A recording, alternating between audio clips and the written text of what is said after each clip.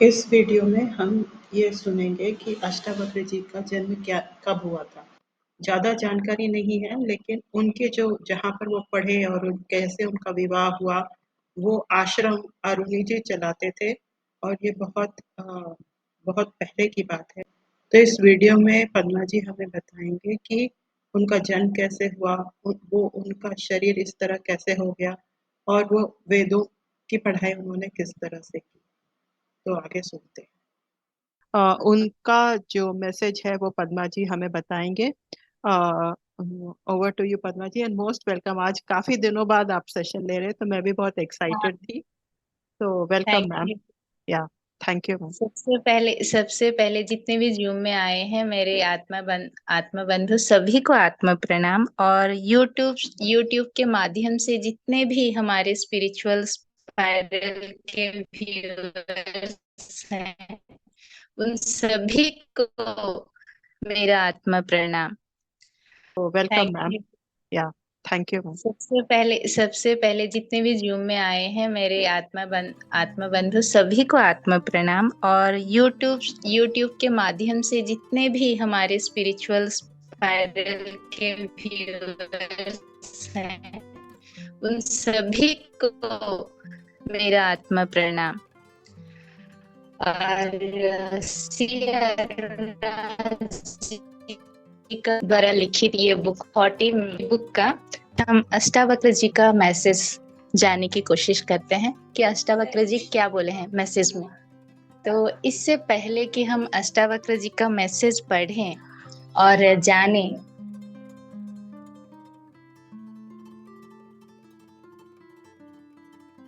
पहले अष्टावक्र जी के बारे में थोड़ा सा जान लेते हैं कि अष्टावक्र जी कौन है, क्या है उनका चरित्र। पहले कि हम अष्टावक्र जी के मैसेज पढ़ें, जाने उनके बारे में थोड़ा से उनकी लाइफ स्टोरी क्या है जानते हैं, छोटी सी कहानी के माध्यम से अष्टावक्र जी की कहानी। तो बहुत पहले एक ऋषि रहते थे उद्वानक, और उनकी वाइफ थे चंडिका। उनके एक बेटी थी सुजाता और एक बेटे थे श्वेता केतु। श्वेता केतु जो थे वो सरस्वती के बहुत उपासक थे, बहुत बड़े उपासक। ये उद्वानक जो थे वो बहुत वेद के बहुत बड़े गुरु थे। वो वेद शास्त्र में बहुत बड़े गुरु थे और उनके शिष्यों को वो हमेशा वेद ही सिखाते थे। उनकी ही शिष्यों में एक शिष्य थे जो उनका नाम था कहोदो। वो तो जब सुजाता का युक्त वयस होता है तो उनके जो पिता थे, सुजाता के पिता, वो उनके वो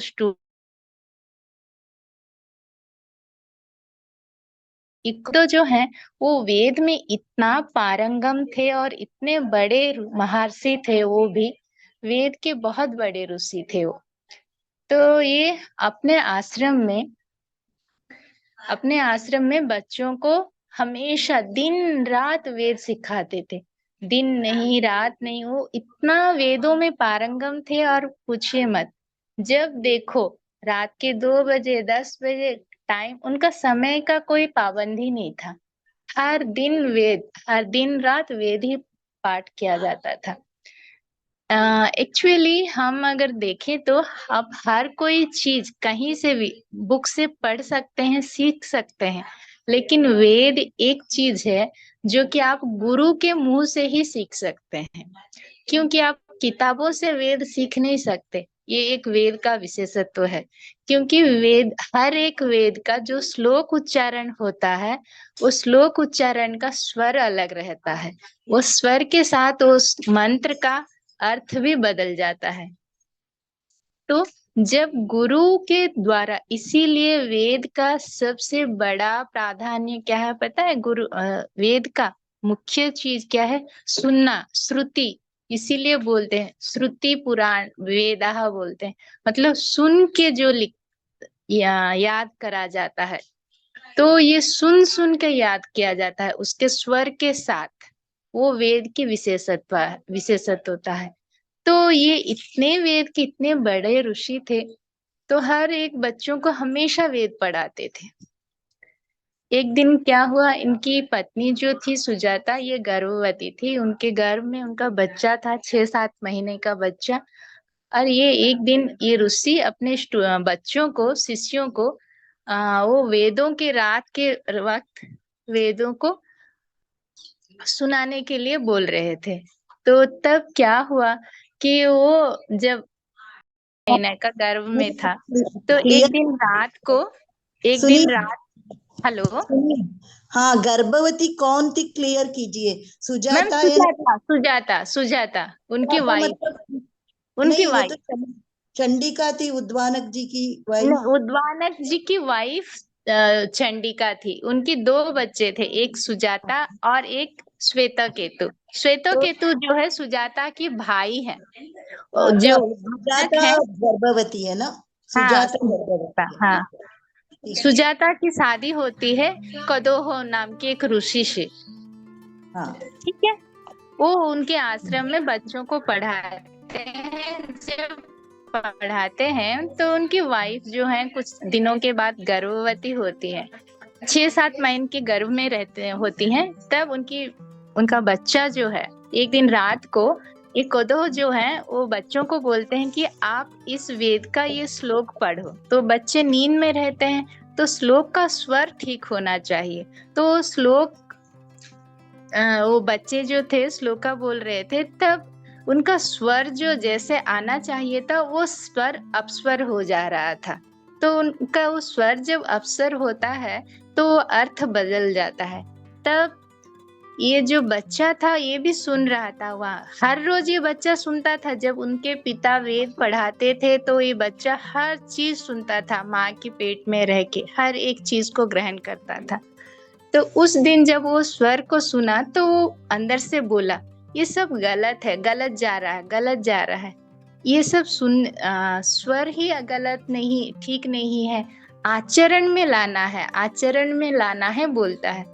तो उनके पिता जो हैं ये सुन के बहुत गुस्सा हो जाते हैं, क्रोधित हो जाते हैं। तो पहले तो बच्चे ठीक से स्वर पकड़े नहीं है, और इससे और दूसरा भी और एक आवाज आ रहा है, ये गलत है, गलत है। तब वो देखते हैं कि ये कौन बोल रहा है, एक तो शिक्षक है। तो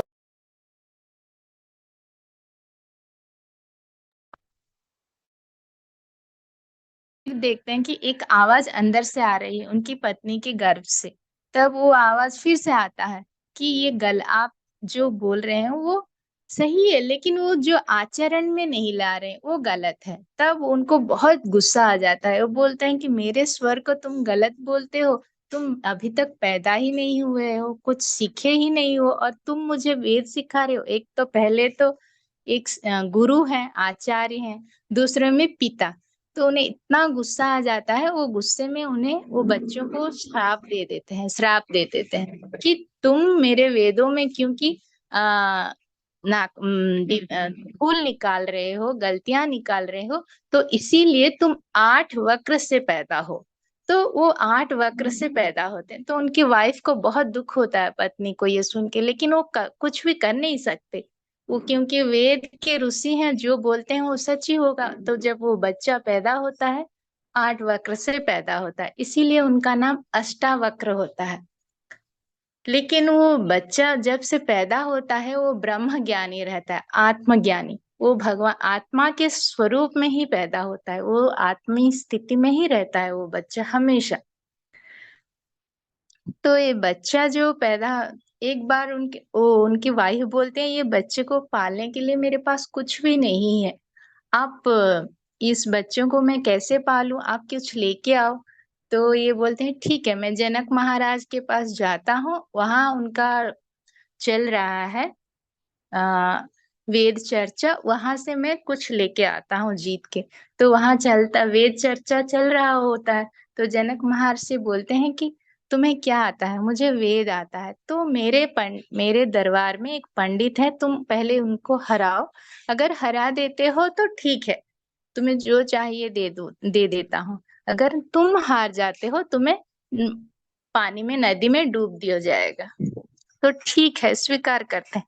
ये बहुत चर्चा करते हैं, तर्क होता है दोनों के बीच में, तर्क वितर्क होता है वेद में।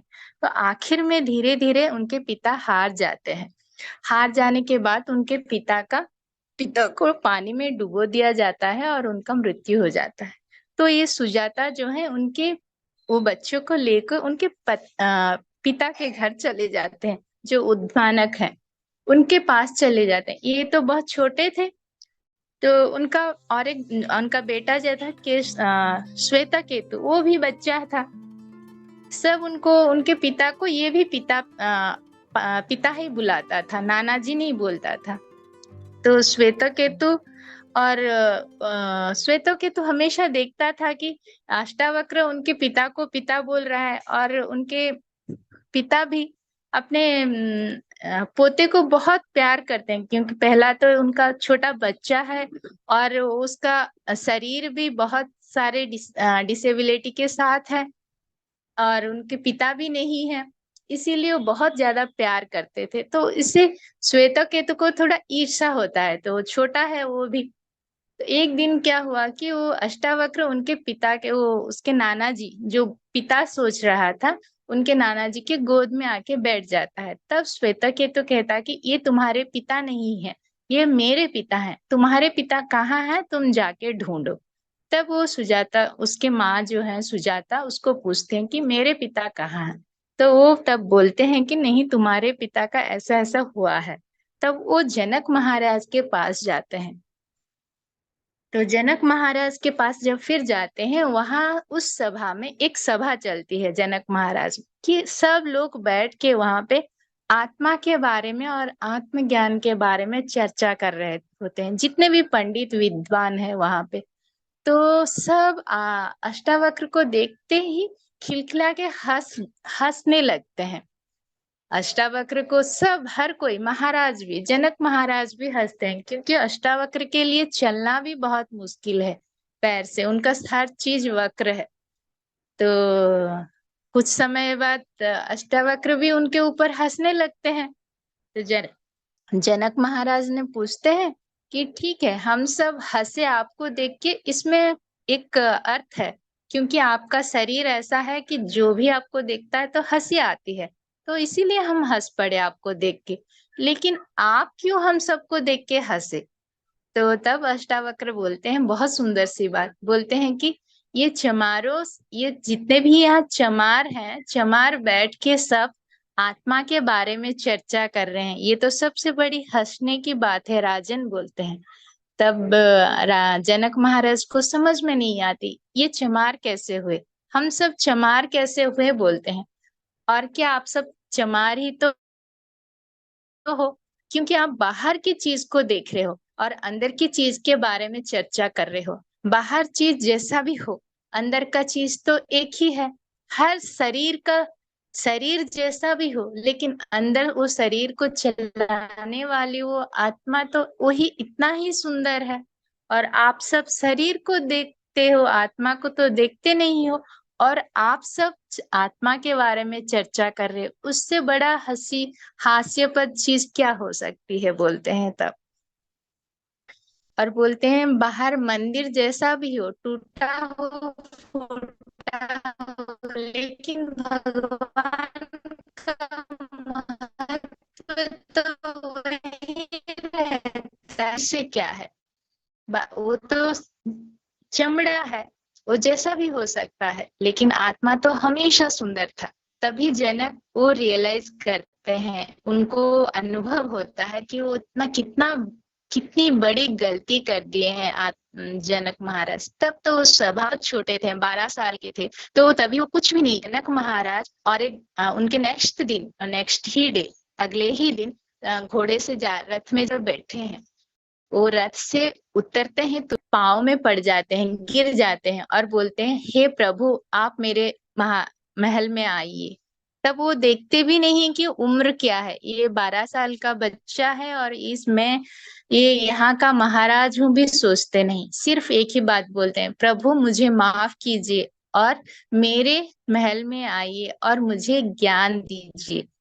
तब अष्टावक्र वहां जाते हैं जनक महाराज के आश्रम में, महल में, और उनका जो जनक महर्षि का जो भी है, उसको बोलते हैं अष्टावक्र गीता ही होंगे। ये बहुत ही मुश्किल चीज है, अष्टावक्र गीता समझी है थोड़ा बहुत, लेकिन अष्टावक्र गीता समझने का लेवल ही अलग है, स्तर ही अलग है।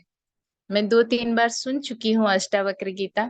सिर्फ आत्मा के बारे में है और आत्म साक्षात्कार के बारे में है, और इसमें 20 अध्याय है और 700 कुछ श्लोकास हैं। और ये दोनों जो है, ये श्लोका सब जनक महाराज और अष्टावक्र का बात है। जनक महाराज क्वेश्चन पूछते हैं, सवाल पूछते हैं, अष्टावक्र उनका जो प्योर। हेलो हेलो मैम, मेरी आवाज आ रही है? यस मैम, आ रही है। Okay okay. तो अष्टावक्र जी जो हैं, जितने भी 40 मास्टर्स में जो मैं आज तक सुनी हूँ, सबसे शायद अष्टावक्र जी का मैसेज सबसे अलग है। मैं सिर्फ सुनी भी नहीं हूँ, सब मैसेज में पर्सनली पढ़ी भी हूँ। तो अष्टावक्र जी का मैसेज में जब पढ़ी, मुझे बहुत ही अच्छा लगा सच में। और अष्टावक्र जी का जो मैसेज है कि केवल इस प्रेजेंट सिचुएशन के बारे में, वर्तमान की परिस्थितियों के बारे में है, हमारी परिस्थितियों के बारे में, हमारी समाज के बारे में है।